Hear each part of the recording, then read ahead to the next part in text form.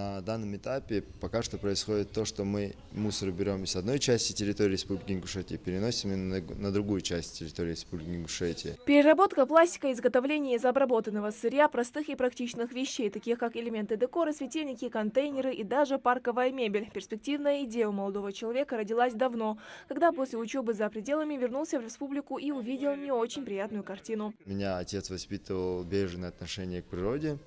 С детства мне вкладывалось в то, что у нас нету другой земли, у нас нету другой Ингушетии, и если же мы намусорим тут, то через год, через два, не я, так мой сын придет на это же место, и он будет пожинать те плоды мусора, которые мы сами там выкинули, грубо говоря. Ну и последней точкой сдвига было то, что мы с детства очень часто отдыхали на природе с отцом. И, соответственно, я 6 лет учился в Москве, когда после 6 лет пребывания в Москве и приехал на то же место, где я бывал с отцом, я увидел мусорную свалку. Рекордные 240 баллов Ядом уже второй год подряд срывает грантовый курс на Машуке. В прошлом году он реализовал в регионе свой первый проект – установка Wi-Fi в общественном транспорте. Но в этот раз проект молодого активиста намного масштабнее. Со сбором пластика Адам уверен, никаких проблем не будет. Нужно лишь поставить контейнеры по всей республике. Будет установлено 150 пунктов в школах и 50 по городу Назрань. И в этих пунктах будет приниматься пластик, специально имитированная щель будет для пластика. И будет соревнование между школами. И исходя из этих соревнований, те команды, которые наберут наибольшее количество баллов, в последующем получат подарок. С проектом Адама на Машуке ознакомился и глава региона Юнусбек Кевкуров, вручил молодому человеку благодарственную грамоту за вклад в развитие республики. Что означает экологический проект, глава оценил высоко. Так вы нам поможете с тобой? Как проявите? Подожди, поможете с чем? С приобретением 3D принтера.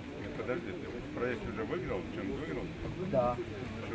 Мы выиграли, пока что мы не можем сказать, ничего выиграли, потому что идет вторая смена, скорее всего, будут, может быть, более крутые проекты, но мы забрали максимальное количество баллов. Если забрали, 500 тысяч ты планируешь получил?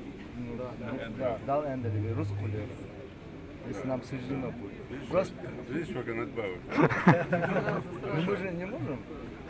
Я уже сказал, после вы вернетесь, не только вот эти проекты, а еще проекты, которые там, все проекты представят, посмотрим, что взять на вооружение, исходя из этого посмотрим, чем оформить. Вторая смена на Машуке стартовала накануне. Она началась со Дня Ингушетии. На территории форума расположилось национальное подворье. Музей изобразительных искусств республики развернул выставку народных промыслов. Участникам и гостям представили старинные предметы быта и культуры, национальные наряды, аксессуары, сувениры из глины и камня, а также старинное оружие.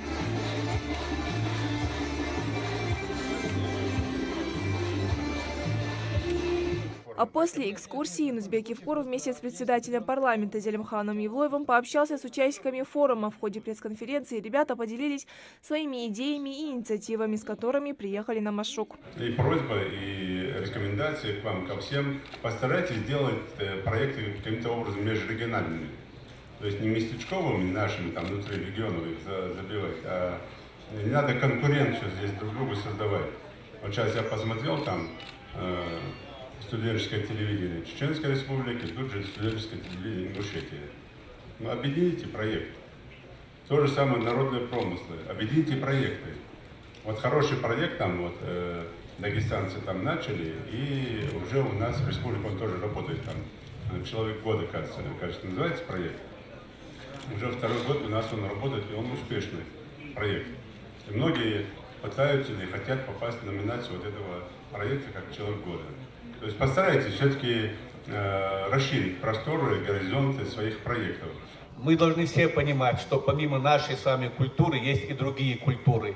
Мы должны уважать друг друга. Вот если в этом случае, я думаю, что у России будет большое будущее, и мы не сомневаемся в этом. Хочу закончить свое короткое выступление словами великого советского, российского, дагестанского поэта. Мне все народы очень нравятся, и трижды будет проклят тот, кто вздумает, кто попытается чернить какой-нибудь народ. Словом, Маштук-2017 выдался для ингушских активистов по-настоящему плодотворным. На первой смене наша делегация представила около 150 интересных проектов в сфере предпринимательства, СМИ и социального развития. Уже дан старт второму этапу форума. Участники надеются, что он окажется не менее удачным, чем первый. Дерман Кива, Адам Далаков, Новости 24.